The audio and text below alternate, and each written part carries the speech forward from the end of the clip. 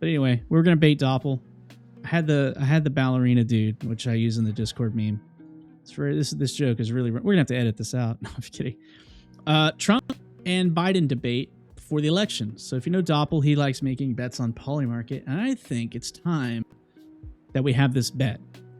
I've said it all along. I don't think there's any way Biden's ever going to debate Trump, and that's only 19 cents right now. A yes is 82 cents. So maybe we do a friendly bet in the Discord, and we actually get in on this.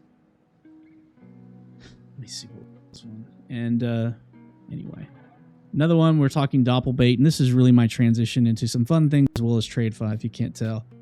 FOMC was this week, and shocker, surprise, surprise, surprise, Jerome came out and said 0% interest rate adjustment. No joke, no shame. This whole market betting that we're going to get the Fed rates to cut going into Q1, Q2 of this year, that's off the map. Unfortunately, the S&P's pumped pretty damn hard in that, and we're starting to see a lot of repercussions because of that. Now we're back to some Doppel bait. The yen is crashing. That's a bit sensational, but we actually did see the Bank of Japan intervene on their currency collapse. And this is actually kind of worth reading up on. Bank of Japan, frankly, is in a really tight spot because they're at a 265% debt to GDP ratio.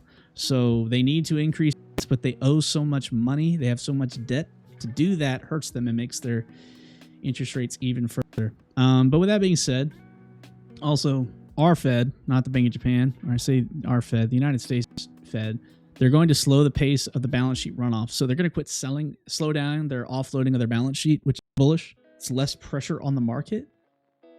And we kind of have to see what that's going to do. As of right now, this was the run.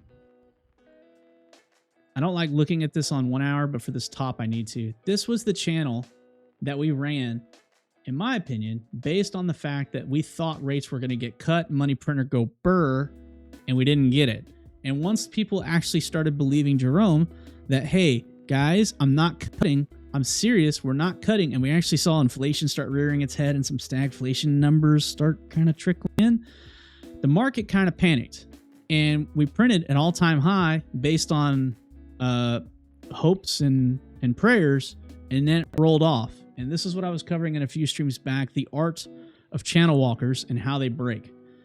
And this is what that is. And now I went down to the 1 hour pivots for the S&P because we're in la la land. We're in the never been done before territory. We've got to look for where the support and resistance are going to be because we're nowhere near the bands. We don't want to be near the bands in general because hell, that lower band's at 4,000. We don't want that.